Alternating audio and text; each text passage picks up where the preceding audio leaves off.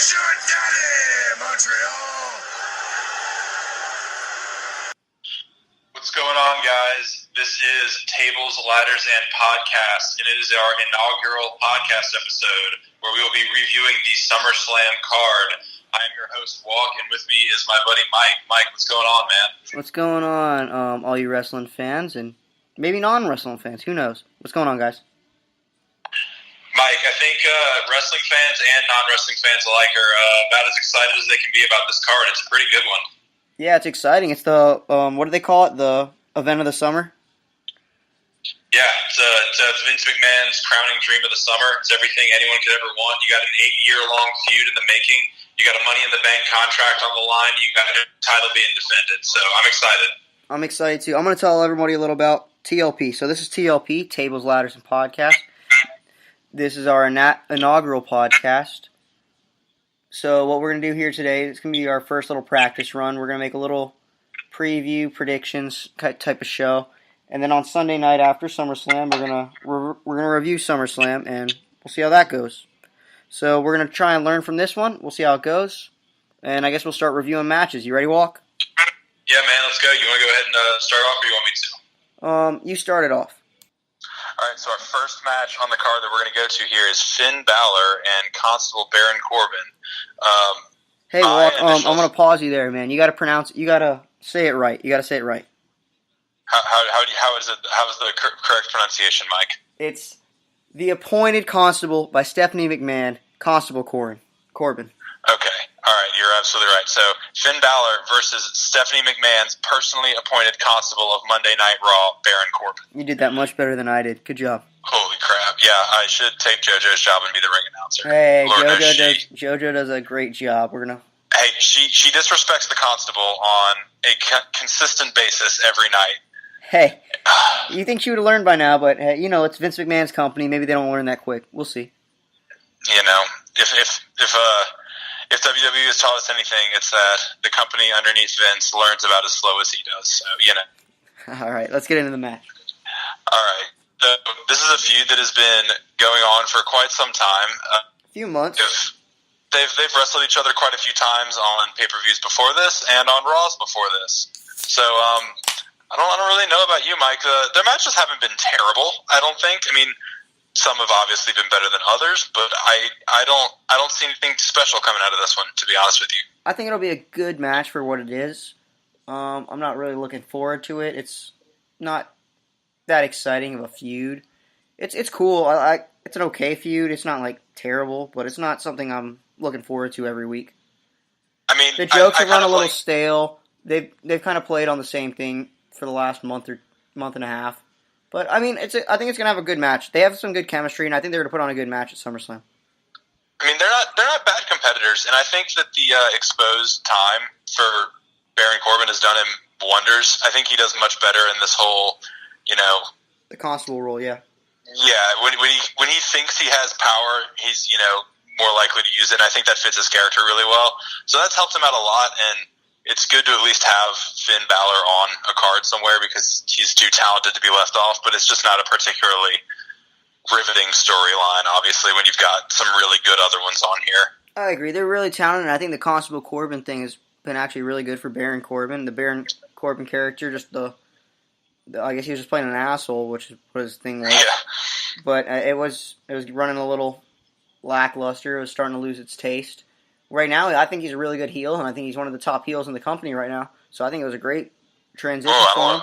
Oh, you don't think he's one of the top heels? I think he's a top. I don't think he's one of the top heels in the company. Heels.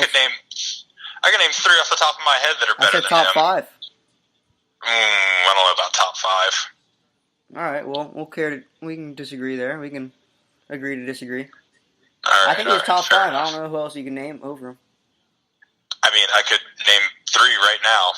I'm looking at them. You got the Miz. Miz, KO, Shinsuke. No, I guess Shinsuke's a heel now.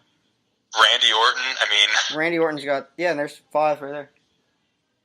Who's the next one? Drew McIntyre. There's 5. No, right I guess there. McIntyre. I guess that's McIntyre. Yeah, well, he's good. He's doing so much. He's doing a lot better. That's all I wanted to get into. Okay. All right. What's your prediction? I would make an argument that he might be making a better heel run than Shinsuke is right now, but that's not for here. We'll talk about that when we get to the U.S. title match. Yeah, we can talk about that. Anything else you want to add to this match? You want to make a prediction for it, I guess? Now let's just make a prediction for it. My prediction is that Finn Balor wins, and we never talk about this feud ever again. Yeah, I don't see this feud ending any other way besides Finn winning. I'm not really sure what they're going to do after this. Maybe Kurt gets involved with Baron Corbin, which would be kind of exciting. I don't know what's next for Finn Balor. Baron Corbin, I think, has a much higher upside after this feud. Yeah, I can kind of see that. I think that I don't know that he's got a higher upside, but I think he's got much more directions that he can go. Yeah, direction and therefore might be a better his future's word. brighter. Yeah, direction's a better word. All right, let's do the next one. All right, so the next one, Daniel Bryan and The Miz. Mike, I know you got some high opinions and thoughts you want to share on this one, so I'll let you start. So this is the best feud I think WWE's had in years. I don't even know how long. It's definitely the best one on the card. It's the best one on the card for sure. Oh yeah, it's the best card. I mean, they built this feud. Well, I don't know if they built it, but they're finally bringing the history back into this card, into the feud. It's a slow built thing. They played it off for like a year and a half since Daniel Bryan's been the GM, and then they bring up all the NXT stuff. It's awesome. I love The Miz. The Miz is one of the best workers on the mic.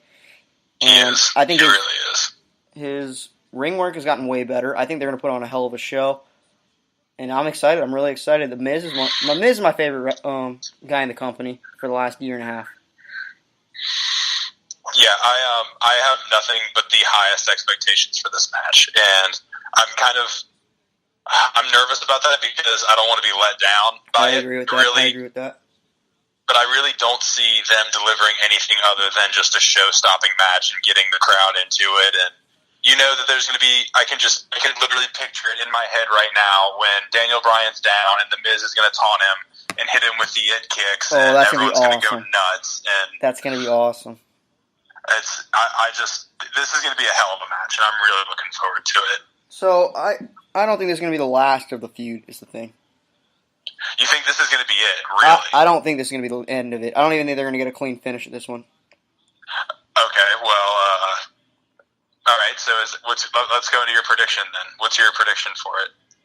Well, so I'm not really sure how it's going to end, but I don't think there's going to be a winner. I think it's going to end in something fluky, some kind of count-out, disqualification. This is just too hot, and with the news that Daniel Bryan is doing the 2K thing with WWE, I think he's going to come back and renew his contract. So they're going to extend this to, I would hope they go to WrestleMania, and this is like one of the big ones. And I think it needs like a last man standing, something like that, kind of to end the feud. Yeah, I no holds barred, a non-sanctioned match. Yeah, I think it does need some sort of stipulation along with it as well. It just needs to be violent. It needs to be like angry because they have the real rivalry going. I agree. I think that I think we're just scratching with this one, but I think they're going to try to tell the whole team to end story over. Hold up. You're breaking up a little bit. Can you try that again? So I was just saying that I think that they're going to try to do the whole 2014 Daniel Bryan story all over again, and I think that he loses clean this year, and it's major setback for a big comeback type thing. So I don't know about clean. I think if someone does win, it could be Miz fluky, or I could see like the Miz getting someone involved. Maybe I don't know. Someone could get involved. Maybe a call up. Maybe a weird random call up. Now there's an idea. Yeah, I don't know. God, I really hope both Maurice and Brie Bella are ringside, and I hope they get into it too. That would just make it. Maybe the Miz's child gets involved. Who knows? That'd be pretty exciting. I mean, Birdie Joe versus Monroe Sky is the WrestleMania 50 match that everyone wants to see. So I'm excited for that. You got anything else to add? I mean, that one's gonna be a great match. I have a really high expectations for it. It's just there's not much more you can say. WWE's done a very good job building this one up. I love the thing they did on SmackDown with it, especially with the Miz working with having all this time with the reality show. They're finding ways to build it. Yeah, I think they're using Miz really well. He's got his show that he's doing, so he's like busy on PR tours and all that kind of stuff, but they're still finding really good ways to get him involved, and that whole back set thing where Daniel Bryan attacked him was just brilliant. I mean, and So I think, that they've done a really good job building this feud up, and I'm excited to see it. Not a whole lot more you can say other than that. I agree. Last thing I want to say, I'm glad they actually have done it like this to avoid confrontation, just to make us crave the more of the once they get into the ring. Right. Kind of tease it much more, not really give us anything. Yeah. Yeah. All right, let's do the next one. All right, so our next one, we have Braun Strowman and Kevin Owens for the Money in the Bank contract. I think this might be the match I'm looking forward to most on the card, just because there's such a huge questionable element involved to it. Like, I fully expect that there's going to be more people that play in and get involved in this match than just Braun Strowman and KO. I could see Jinder, I guess, getting involved just because he's been involved in the storyline the last month. Yeah, I was thinking Jinder, but then I don't know. It could even be someone else entirely. I mean, a Singh brother that makes his return. The most anticipated return in WWE right now is the Singh brother. That's true. That is true. That's a fact, actually, verifiable. Take to the bank, put a stamp on it, all of that. Who else were you thinking that could get involved then? I wasn't even thinking about someone getting involved until you said that. Well, see, I was thinking Sami Zayn, but he just had surgery, so there's no way he's coming back. Yeah, Sami, they were saying maybe WrestleMania 35. Yeah, I was thinking about him coming back before he had the surgery, and then he had his surgery, and I was like, well, never mind, that puts him out entirely.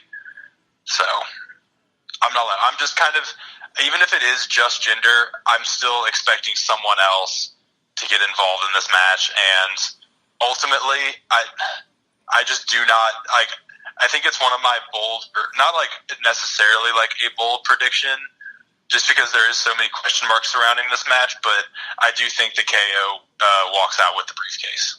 I can see that, and I think whoever wins this match is, I'm going to say 80% chance they cash in at the end of the night. You think that high? Yeah, I think they're cashing at the end of the night. Damn. I really don't know. I don't know. I feel like they're... We'll talk about this more later, but the Brooklyn crowd that's a hot crowd, and I think they've learned their lessons the last few big cards with Roman and Brock, I think, and they know what Brooklyn's going to bring. They know what Brooklyn's going to bring. Brooklyn's a really hot crowd, and it is. It's going to be tough for them. We'll talk about more. I want to talk more about the crowd and how they're going to respond to Roman and Brock later. Yeah. But I do think they're going to plan some kind of finish later in the night, like that. Mm-hmm. Yeah, So you're predicting Kevin Owens is going to win? I do. I think Kevin Owens is going to win the Money in the Bank contract, and I'll take you even a step further. I think it's going to be by DQ. I think Strowman's going to get disqualified. Yeah, I could see it. I can definitely see it. I wish they would have went just Braun, just saying, "Hey, I'm cashing in on Brock at SummerSlam." Just declared the match. But I don't know. They could still do something like that. They could still do something like that. I mean, I guess if he wins. I could also see this happening where KO wins the Money in the Bank briefcase and then opens it, and it's empty because Strowman took the contract out and has already signed it for a match later that night with Brock Lesnar. Oh, that would be some old school WWE. I'd love it. If I'm booking it, that's how I book it. All right, so predictions. You're going KO, DQ. Yeah. I want to stick with Braun just because he's the hottest guy in the company, but I just don't feel like the Money in the Bank fits him. I don't think it does either. I think it much more fits KO because he's very planny and dodgy and always trying to, having him kind of, always in the background trying to pick up the scraps and do that fits him much more. Whereas I think if you wanted to use it best for Braun Strowman, you would have had him come out the night after he won it and say, "I want my match right now." Yeah, I feel that. You know who Kevin Owens kind of reminds me of younger in his career? Randy Orton, a young Randy Orton, when he was just methodically and then picking people apart, going after people. And I want him to be. I want Kevin Owens to be more dangerous, like Randy Orton was. And I think it'd be awesome. I think Kevin Owens needs to be way more dangerous. I wish he went way after Braun somehow, which is chairs and whooped him, but that didn't happen. They didn't make him look as strong as he could have. He's a former WWE Universal Champion. I mean, you got to make him look as strong as possible. But that's booking stuff. We can't control that. Yeah. All right, let's do the next one. All right.